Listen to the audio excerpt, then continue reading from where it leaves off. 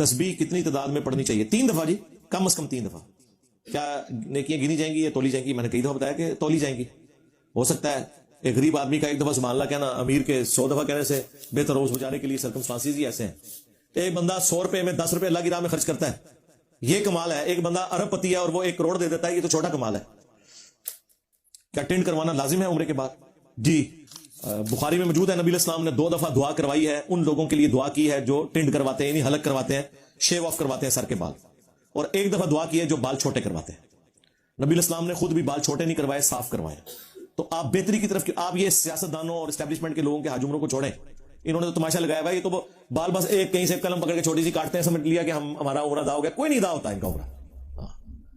اگر آپ نے بال کٹوانے بھی ہے تو اچھے خاصے بال کی تعداد ریموو کریں گے، یعنی کم از کم 1 پور کے برابر پورے سر کے بال ریموو کرنے ہوں گے، ایک سائڈ سے نہیں.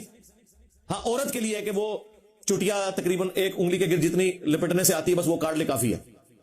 مرد نے پورے سر کے بال یا تو مونڈنے ہیں یا وہ چھوٹے کروانے ہیں یا مشین موٹی مروانی، لیکن پورے سر کے بال، یہ نہیں کہ ایک سائڈ سے کریں.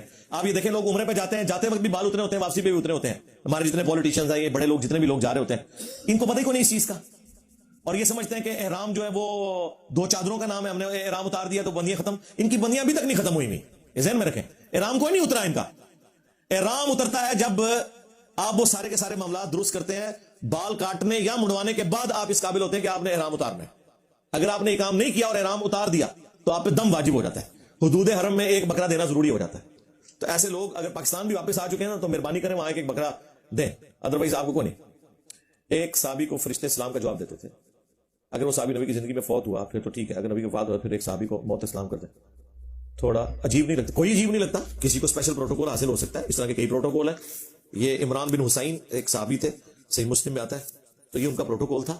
اللہ کے نبی علیہ السلام کی موجودگی کی برکت سے کئی لوگوں کو اس طرح کی چیزیں نصیب ہوئی ہیں، اس میں کوئی ایسا مسئلہ نہیں ہے. یہ نبی علیہ السلام کے مبارک زمانے سے ان کے لیے دعا تھی اور وہ ان کے ساتھ کنٹینیوس رہی.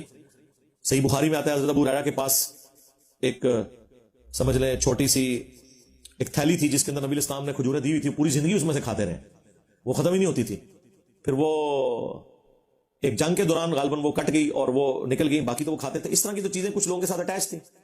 اس طرح ایک صحابی ہیں صحیح بخاری میں، صائب ابن یزید رضی اللہ تعالیٰ عنہ، ان کے بارے میں آتا ہے کہ وہ نبی علیہ السلام نے ان کے، جب وہ کہتے ہیں میں چھوٹا سا بچہ تھا تو حضور نے، یعنی میری ماں یا خالہ مجھے حضور کے پاس لے گئی تو نبی علیہ السلام نے مجھے اپنا جھوٹا پانی پلایا، میرے سر پہ ہاتھ شفقت سے پھیرا. ان کی پوری زندگی سر کے بال سفید ہی نہیں ہوئے، وہ بڑھاپے میں بھی جوان تھے. کئی لوگوں کو اس طرح کی دعائیں ملی ہوئی ہیں. تو یہ چیزیں تو ہیں لوگوں کے ساتھ